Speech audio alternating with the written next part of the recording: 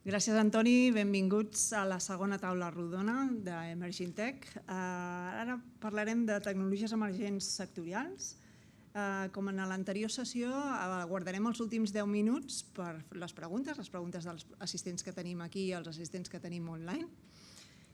Seguint amb la temàtica, vam pensar que podia ser interessant veure com aquestes tecnologies que acabem de veure, tant la intel·ligència artificial, com és la 5G, com són totes aquestes coses que ens explica l'Esteve, com això ha fet que dintre del que és les empreses s'hagi adoptat aquesta transformació digital. Inclús hem vist accelerar aquesta transformació degut a la pandèmia. Vull dir, hi ha moltes estadístiques que han demostrat que degut a la pandèmia s'ha accelerat el procés de transformació digital de moltes empreses. Moltes empreses han adoptat noves tecnologies que no esperaven adoptar-les o que les tenien planificades per més endavant. Amb aquesta planificació hem vist també com han anat sorgint, ja de fa uns anys que veiem tots en l'entorn tecnològic, com han anat sorgint diferents noms que ens van sonant, com és FinTech, com és LegalTech, com és d'alguna manera HealthTech. I molts altres, no només tenim aquests, tenim EdTech, tenim InsurTech, tenim PropTech, aquestes terminologies. Hem portat aquí un grup d'experts que ens expliquen una mica, tenim una mostra representativa d'aquests diferents terminologies, ens expliquen una mica el que representen. Ells representen també associacions, institucions que aglutinen empreses, perquè el que hem vist sobretot és que gràcies a les tecnologies han anat apareixent noves startups, noves empreses, nous models de negoci, s'ha innovat. Al final, a través d'aquestes tecnologies que parlaven, han sorgit noves empreses. I amb això el que d'alguna manera avui volem representar és com estan aquests sectors en concret, com estan evolucionant, com estan aglutinant diferents empreses, què necessiten, què els falta. Sense més, us dic que la taula que tenim avui representa el Francesc Muñoz, que és CEO de Quatre Cases i vicepresident de Global Legal Tech Hub, per donar-nos la visió sobre Legal Tech. Tenim a la Sílvia Escàñez, que és cofundadora de Fintech i vicepresidenta de l'AEFI, que ens parlarà del tema del FinTech i els sectors que engloba dintre del FinTech, tot el tema d'InsurTech, WealthTech. I tenim el Jordi Martínez, que és director d'Innovació i Transformació Digital de l'Hospital del Mar, que ens donarà la seva visió de com evoluciona i com participen ells en l'evolució del que és el tema del HealthTech. Sense més, m'agradaria donar-vos la benvinguda. Moltes gràcies per participar. Un plaer. I m'agradaria que comencéssim parlant una mica de com veieu el present a Catalunya i a Espanya d'aquestes tecnologies aplicades al sector que d'alguna manera estem representant aquí. Si vols començar una mica, Francesc. Sí, bon dia i gràcies per convidar-me aquí amb els dos gorros que porto avui. Abans es parlava bastant a la taula rodona. Jo veig el got bastant ple, bastant ple.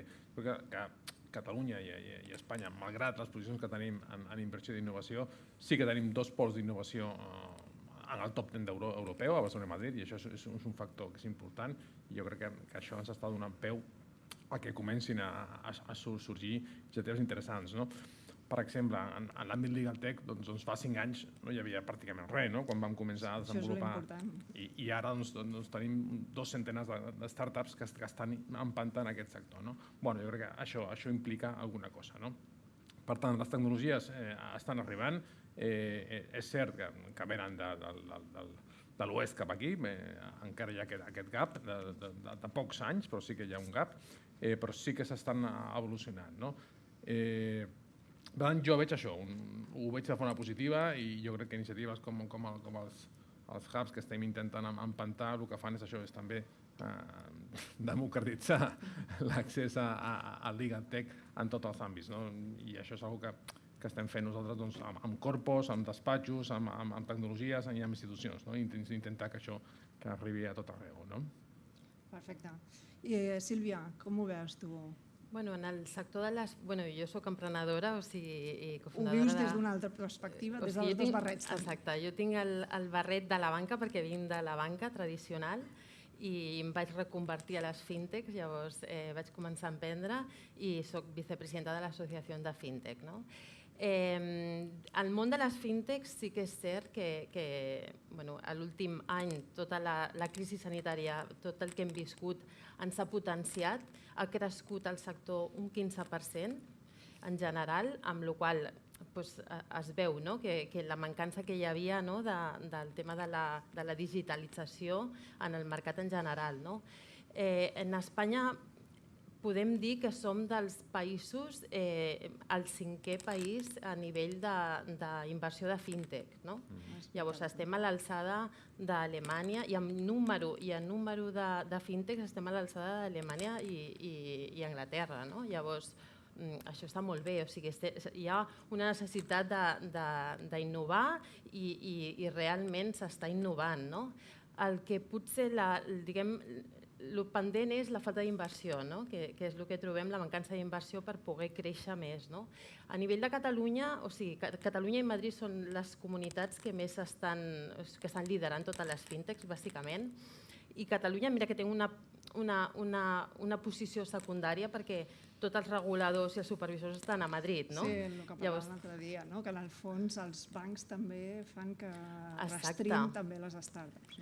És que el 75% de les fintechs realment col·laborem amb la banca.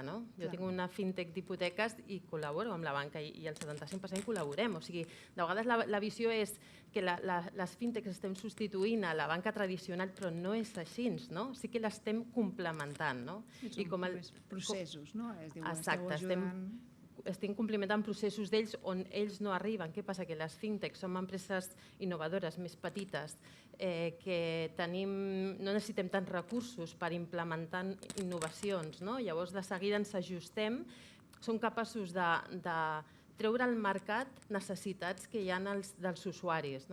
Llavors, i això ho fem molt àgilment. Llavors, també perquè la banca tradicional també està invertint en fintechs i de vegades les acaben comprant.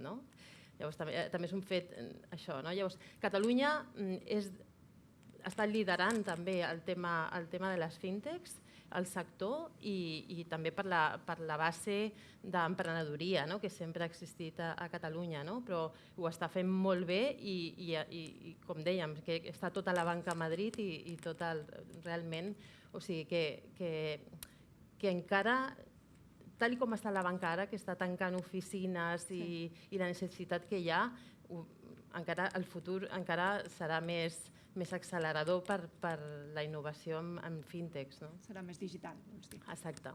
Menys presencial i més digital. Tal qual.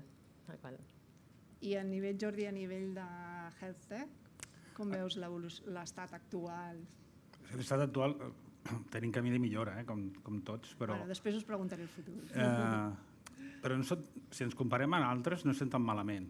Vull dir que de vegades ens fixem en hospitals concrets de fora, que és el Karolinska, que són hospitals molt concrets, però nosaltres a nivell sistèmic a Catalunya, a nivell de digitalització al que és el sector salut, parlo del públic però també del privat, és molt alt i des del punt de vista com a sistema jo crec que estem jo diria que a la Champions a nivell europeu, perquè tenim sistemes d'història clínica compartida, compartició de dades, la tecnologia que s'incorpora als hospitals no té res d'envejar d'altres d'Europa.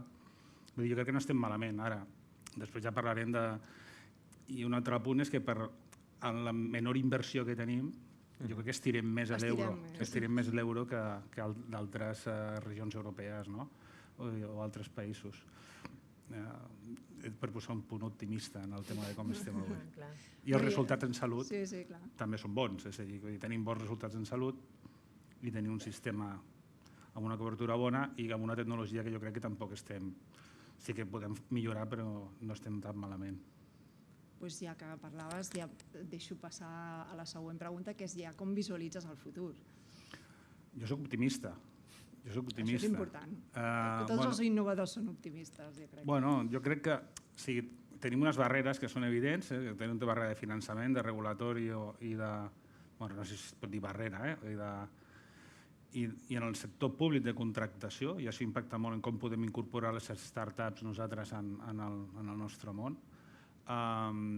però tenim coneixement, tenim gent hi ha gent que està molt dedicada i que tenim molt de talent, i aquest talent ben agrupat jo crec que no tenim, jo crec que podem tenir una potencialitat molt alta si ho fem mínimament bé, perquè a més la dada, com que no ocupa espai entre cometes, vull dir que cada vegada més podem tenir núvols, computació en el núvol, etc. Ja no necessites tenir grans infraestructures físiques per poder fer coses, i això a mi em genera cert optimisme. I la col·laboració a nivell internacional, veus factible que els projectes puguin créixer a través de més col·laboració a nivell internacional o empreses de fora, junt amb empreses d'aquí? Sí, jo diria que ja estem oberts i ja s'estan fent experiències de col·laboració en xarxes, en muntar consorcis, sobretot quan apliquem a projectes de finançament europeu, i ja anem amb altres partners d'altres països.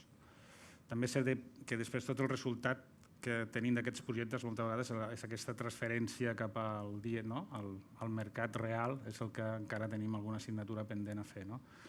Però des de Catalunya estem bastant oberts en l'àmbit salut, a col·laboració en l'àmbit digital, a les col·laboracions amb empreses i amb empreses de l'àmbit internacional.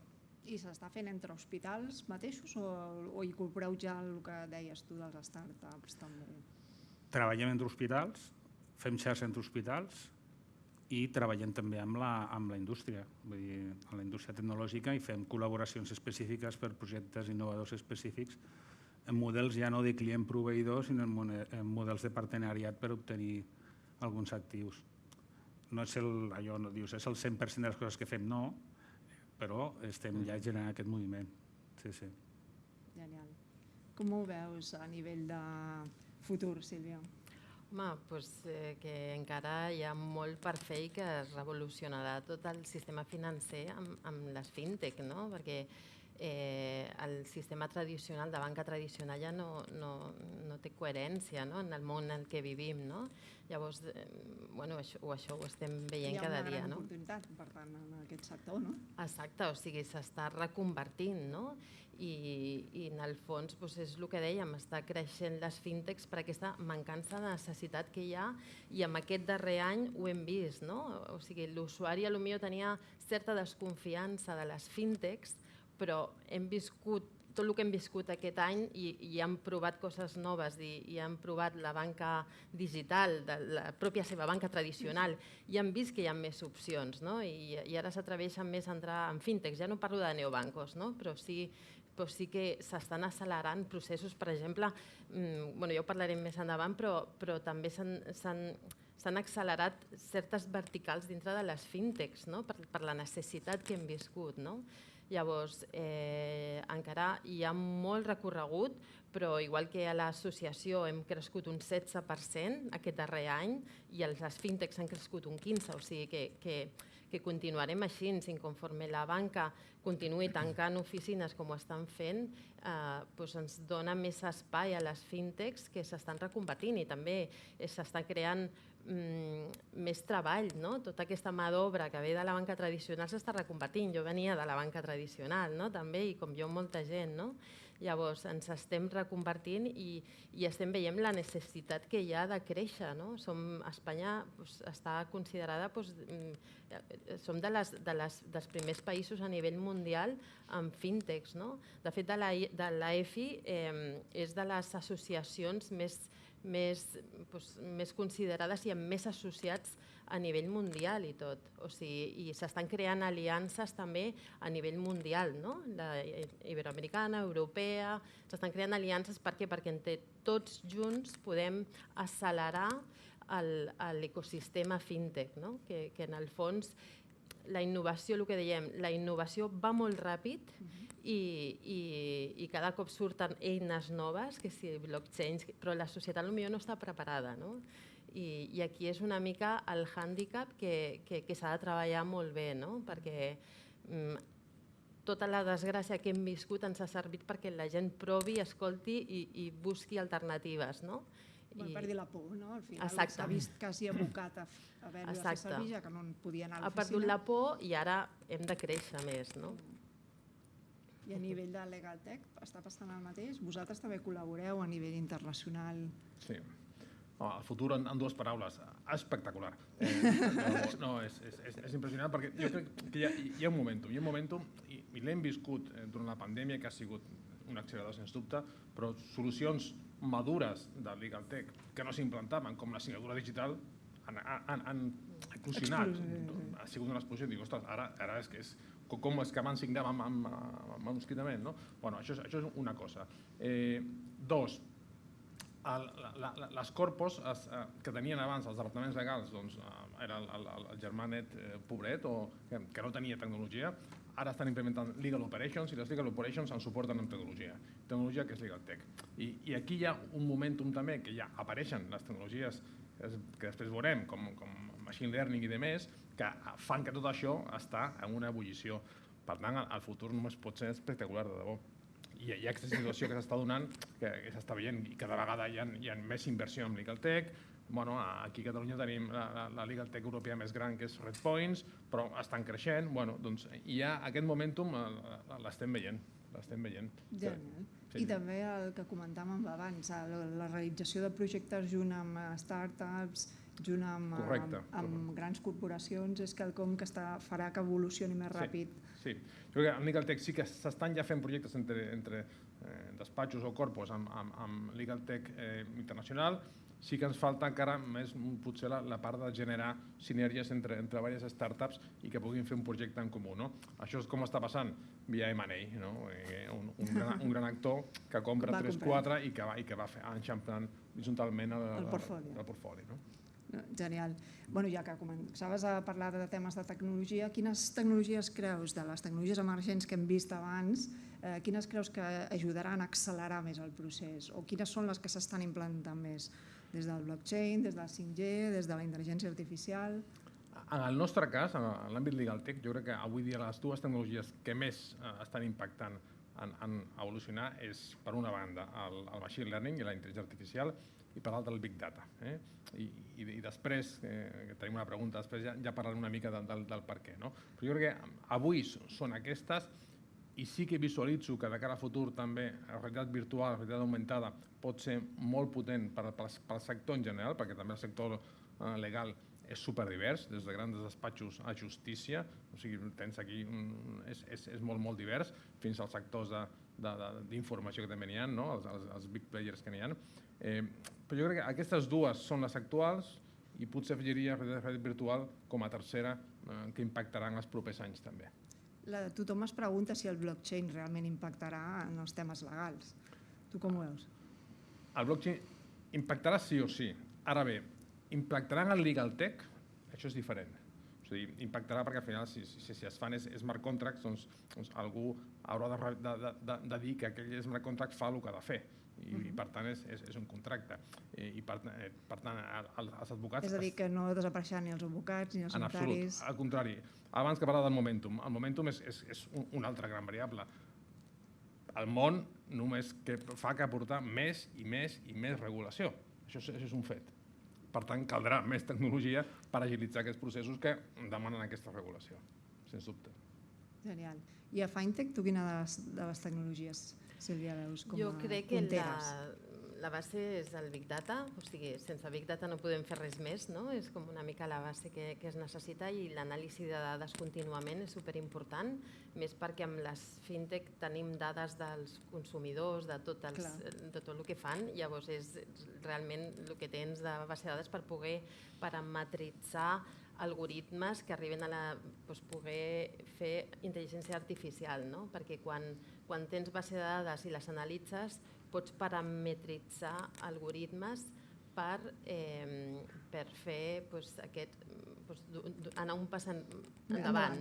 Per exemple, jo en Finteca necessitem analitzar les bases de dades de totes les operacions d'hipoteques que fem dels clients. Per què? Perquè jo creo scorings propis dels bancs, perquè ja que no m'ho donen, doncs jo tinc que parametritzar els meus propis scorings i com ho aconsegueixo això amb totes les dades, no? Amb totes les informacions i operacions que enviem, etc., doncs aconseguim parametritzar. No? Llavors, per nosaltres és principal el Big Data i la intel·ligència artificial, i amb el que comentaves de blockchain, sí que és cert que està havent un auge important amb el blockchain.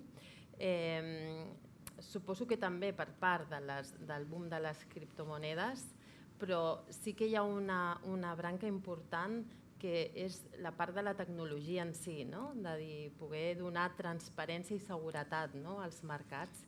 Llavors, és per aquesta via que moltes fintech estan apostant ara mateix també per implantar blockchain al seu model de negoci. No? I el que comentaves abans, en temes de Big Data, d'anàlisi, pots fer tota l'anàlisi predictiu i també podries fer tot amb conseqüència, tot un conjunt de recomanacions. No? Exacte. Al final, tota la informació que esteu emmagatzemant és superimportant, teniu el perfil de molta i molta gent i podríeu recomanar des de productes financers però altres productes. Exacte, totes les fintes que estem sobretot amb el sector de lending o marketplace de finançament, etc., doncs utilitzem tota aquesta Big Data per poder fer prediccions on es poden aprovar les operacions als bancs per fer el match ideal entre una entitat i un usuari. No? Això què et dona? Doncs et dona agilitat, et dona estalvi econòmic al consumidor i són avanços. No? Llavors, per mi és la base, no? En general. Sí, conèixer per poder oferir millor servei. Genial. I en el món de la salut ens podran predir si tindrem alguna cosa en el futur? Sí. De fet, ja hi ha prediccions de risc d'hospitalització a 12 mesos i coses d'aquestes que ja estan provades. Respecte a la pregunta de tecnologia, no, si vols continuem per aquí, però respecte a la pregunta, jo no puc dir una, perquè com a mínim en el meu sector no hi existeix una tecnologia única que doni una... Quan tu planteges una necessitat i una solució en aquesta necessitat, no s'aborda només des d'una única tecnologia, sinó que és una combinació de tecnologies. Inclús ara la farma, que podria ser com una tecnologia més pura, que és un fàrmac, una pastilla, ja parlem del concepte del fàrmac ampliat, perquè ja no parlem només del fàrmac, parlem de realment en vida real aquest fàrmac quin efecte està tenint i ja entres en com captes dades de vida real i a partir d'aquestes dades captades de vida real què fas amb allò, no? O quan parlàvem de robots abans, nosaltres utilitzem robots als quiròfans i robots en el món del laboratori, però el robot del quiròfan darrere té tecnologia també de software, darrere té tecnologia també d'anàlisis que fas, pots fer simulació, pots llançar-lo amb una realitat augmentada.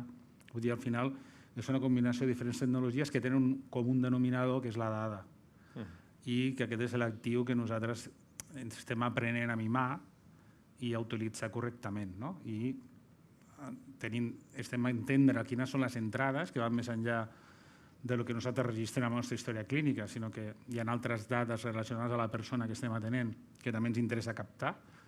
No és fàcil. Ara t'anava a dir com ho fareu, això. Això ho estem dia a dia. Amb advocats, que us ajudin a complir les regulacions. Amb això dels advocats... Aquí tens suport. Amb això dels advocats, un petit incís. Els projectes que jo cada 15 dies tinc una reunió amb els delegals de l'hospital per revisar els projectes que tenim en marxa i els posem el dia 1 que dissenyem un projecte i ja estan. I el delegat de protecció de dades és allò... Compliance by design. Sí, perquè és l'única manera de poder acabar tenint projectes.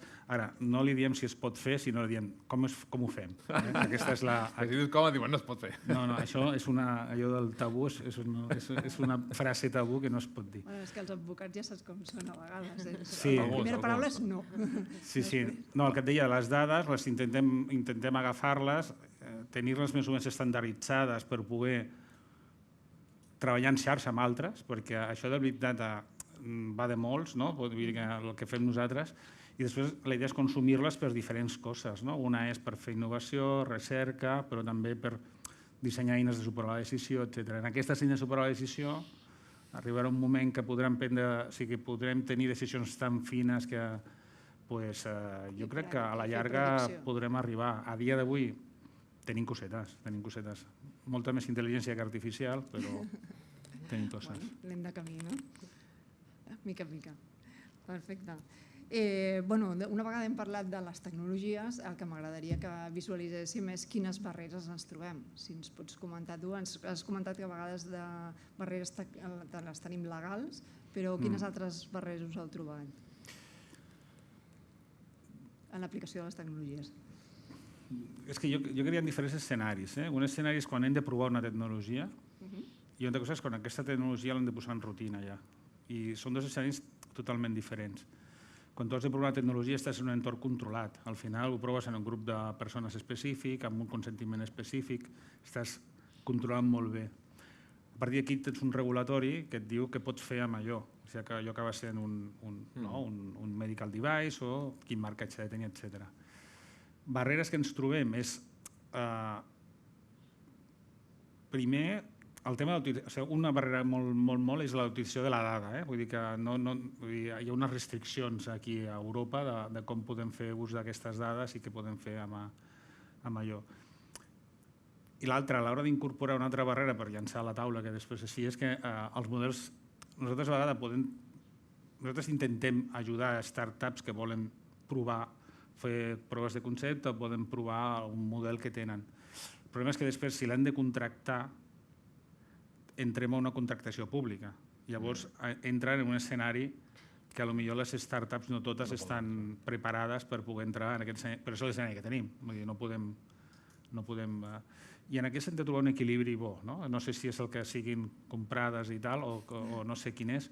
I aquest és un altre... De vegades hem fet proves amb startups, empreses petites, han funcionat, però és que ara aquesta prova l'hem de llançar a una licitació. I aquest seria un dels problemes. Però jo crec que hi ha molt de talent aquí a casa nostra, que podem... I l'altre és la inversió.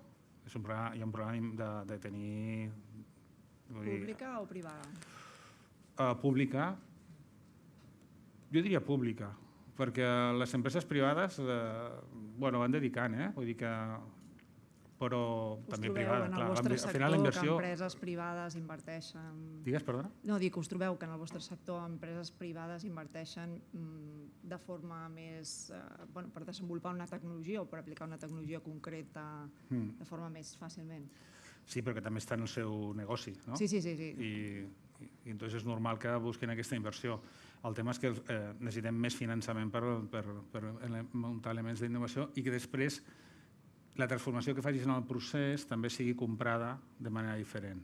Vull dir que això donaria un debat molt alt aquí en el sector salut. Vull dir que al final comprar més per valor, aquestes coses que t'ajuden a canviar processos. Materials base, diguem-ne. Materials bases que necessita el propi per començar a treballar. Sí, seria la inversió inicial.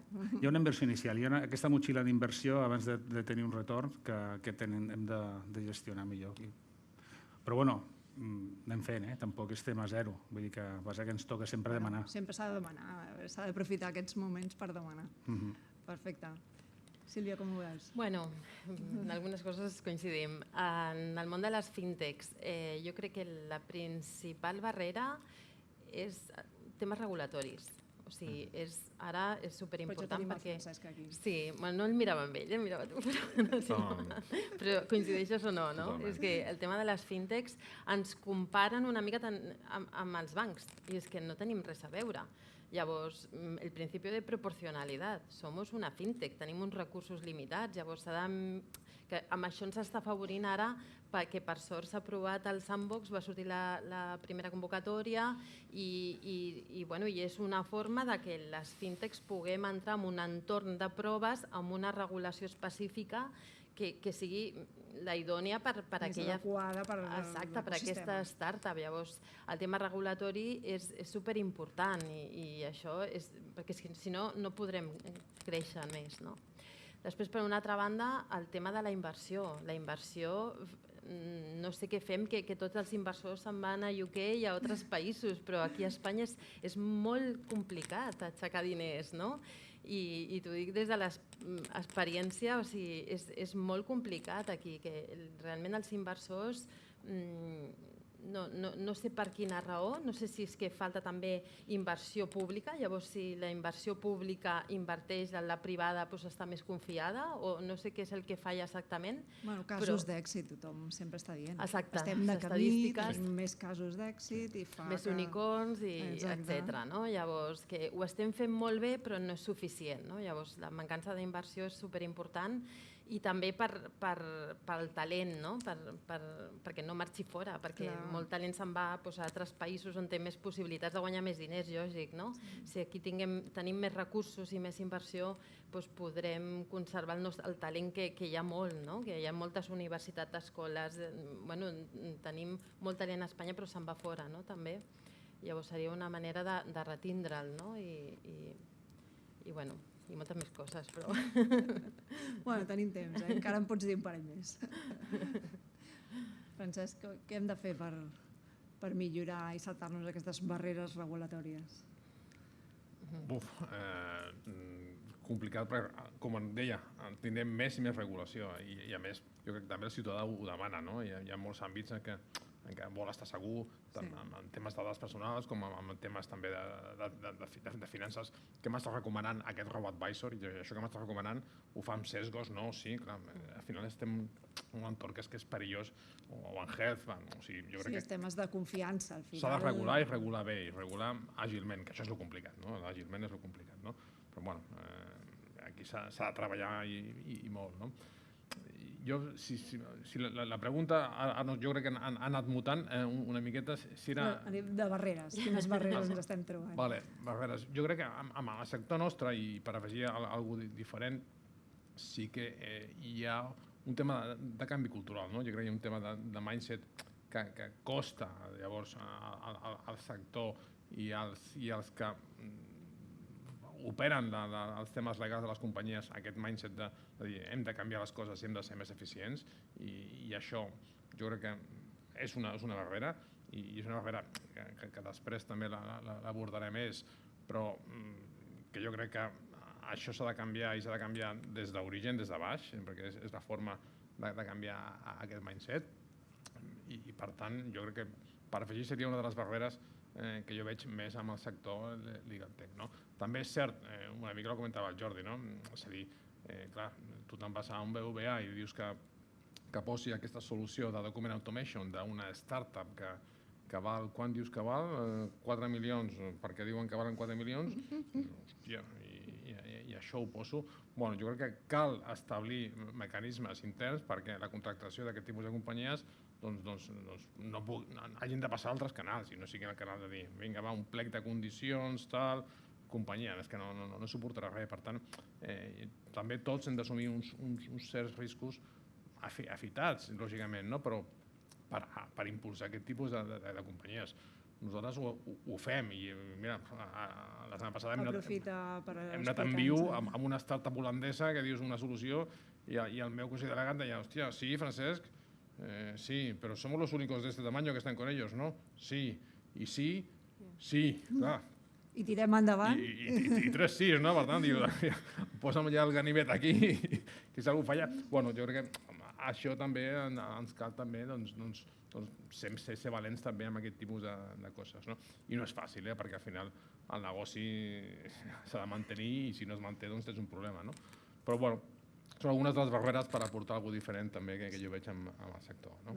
I d'alguna manera és el que esteu fent a Quatre Cases, amb l'espai de Quatre Cases Accelera, ajudar d'alguna manera a incorporar aquestes startups tant a nivell intern com amb altres empreses? Sí, és una de les palanques. Una de les palanques aquestes, hi ha més que hem trobat amb el camí aquest d'exploració amb startups, però la primera és aquesta, és adoptar solucions LegalTech i adoptar-les per dotar de més eficiència al despatx, no? I algunes... Sent un exemple, no? Al final és dir, si vosaltres confieu en una empresa, per tant genereu ja confiança en el mercat i altres empreses també els contractaran. Sí, i en aquesta pandèmia, startups que han passat pel programa han eclosionat també, no? Councilbox han fet juntes d'accionistes online totalment. Clar, la gent, hòstia, com faig a la Junta? No puc. Sí, doncs amb això. Ostres, i això va? Bueno, doncs vinga, som-hi. O doncs, aquest tipus de coses han passat, no? Per tant, sí que intentem donar aquest exemple, però també hem après que no només el Legal Tech ens aporta, sinó que ens aporta qualsevol tech que tingui un àmbit regulatori innovador, diferent, complicat. Per què? Perquè aquí innovem amb alguna que no havíem pensat al principi, innovem amb lo jurídic. És una derivada que vam trobar després i, ostres, ojo, que amb aquesta startup que el que fa són drons per fer el manteniment dels tendits elèctrics de companyies, clar, és un marc regulatori nou, són vols que estan més enllà de la vista, que tenen un marc nou, i això com es fa? Ostres, doncs has d'acompanyar el regulador a la startup, treballar amb ella i crear aquest marc perquè després una companyia de l'IBEX contracti aquesta startup per això, per estalviar-se molts diners, no utilitzant helicòpters, sinó drons, per fer el manteniment d'aquests. Doncs això és un valor que ens aporta molt també a la innovació jurídica. I temes que comentaves tant de drons com tema d'escanejat d'imatge, tot això també hi ha una part regulatòria molt important que s'ha de posar a base. I en temes d'identitat digital, que també havíem comentat moltes vegades, que és quelcom que a nivell interessa a tothom, a tots els sectors, podria ser una problemàtica global i que ens estem trobant com a barrera també. Sí. Aquí el blockchain esperem que ens doni solució aviat a això. I ho veus factible, que sigui a través de blockchain que es pugui resoldre el tema d'identitat digital? Penseu que hi ha molta gent preocupada precisament d'aquesta temàtica, que pot ser la base de molts negocis. Sí, fa unes setmanes la Unió Europea ja va definir quin és el marc d'aquesta SSI, de Self-Sovereign Identity. Jo crec que això ja deixa clar quines tecnologies són les que es poden utilitzar, i jo espero que això valent, però que en pocs anys ja podrem tenir de debò un wallet amb les dades i les puguis compartir de forma segmentada amb qui tu vulguis, amb total transparència i amb total control per part del ciutadà. I el ciutadà serà qui podrà decidir què vol compartir, quines dades. Perfecte, genial, tenim moltes ganes que arribi aquest moment. I a nivell d'accelerar, és a dir, què ens fa falta per accelerar, per apropar-nos a nivells abans hem vist que en innovació estem una mica a la cua d'Europa. Què necessitem fer en els vostres sectors concrets per accelerar aquest procés? Quines, ja no només tecnologies, sinó quins passos hauríem de fer per tornar a ser punters? Jo crec que és bàsica la formació, la cultura financera en les fintechs. O sigui, hem de formar l'usuari, vols dir? Exacte, formar l'usuari, no? És que no hi ha formació financera, la gent creix, es casa, compra cases, no té ni idea del que és una hipoteca fins que s'ho troba, no? O un préstec.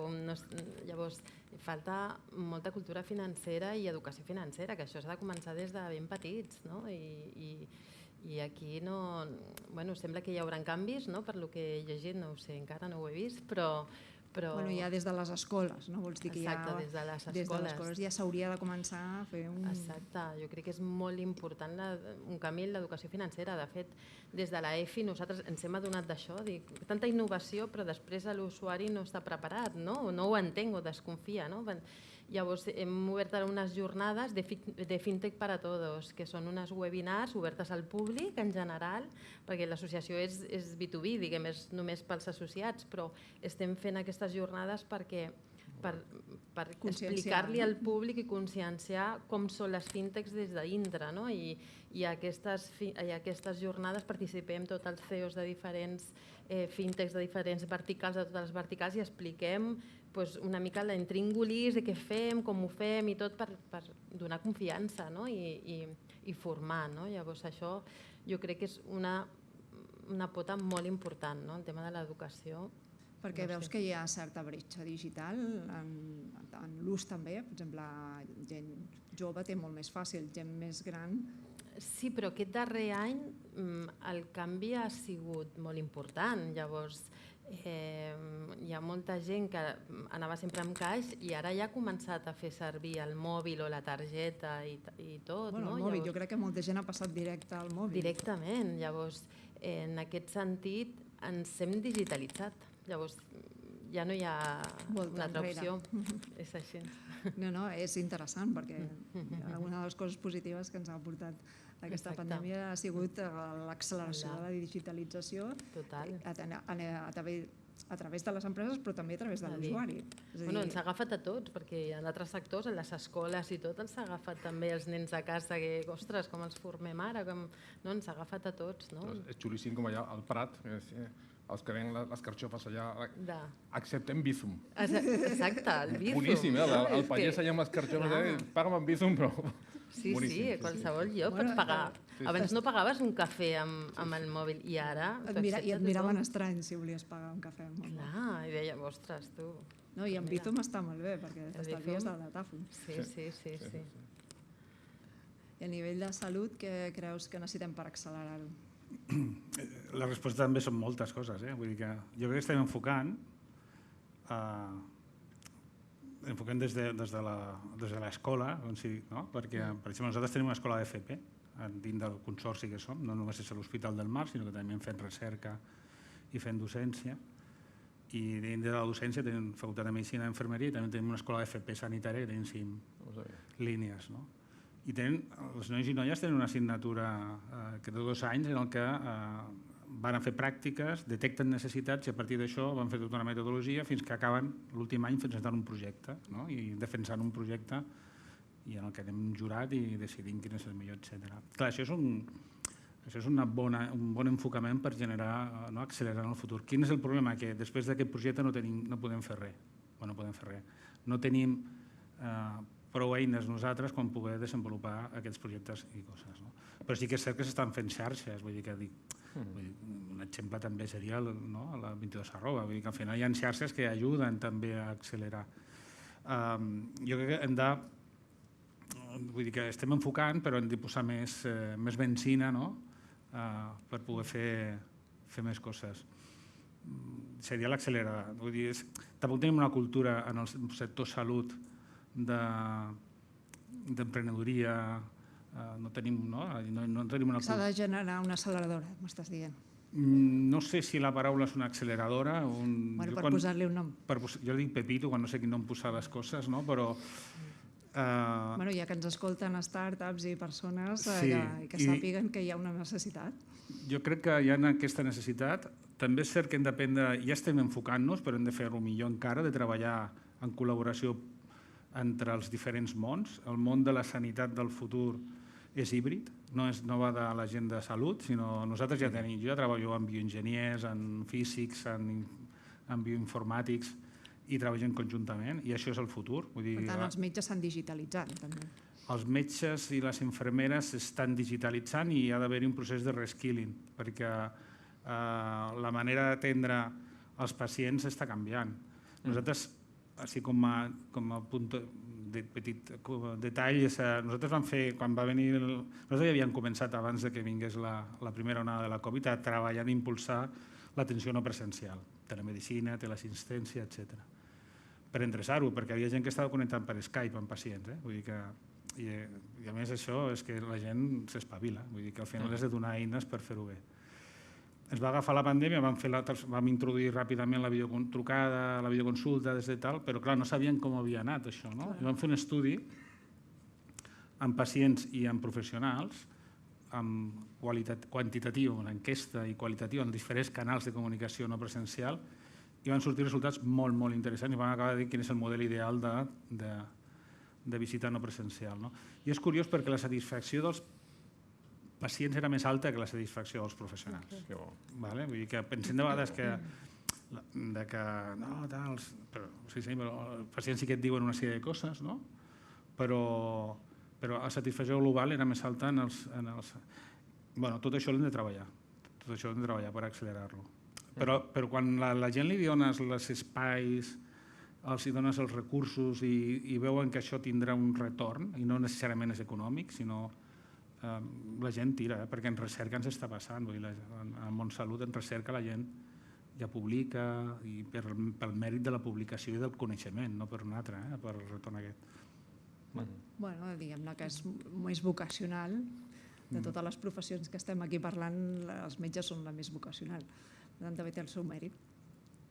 Bueno, jo crec que totes tenen la part de vocació, perquè si no, no et dedicaries tota la vida amb això, però bueno. Sí, i tant, faltaria més. Però hi ha aquest component més.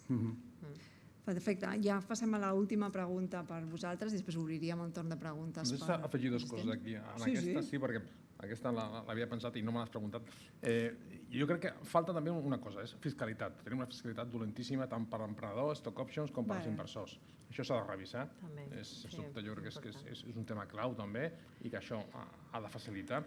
I dos, hem parlat molt de talent, ja m'han sortit a la taula rodona d'abans, i hi ha un exemple que jo crec que es coneix poc i jo el volia posar, no? Que és a Mondragón hi ha una universitat que ha llançat el LEIN, que és el Grado de Liderazgo en Emprendimiento e Innovación.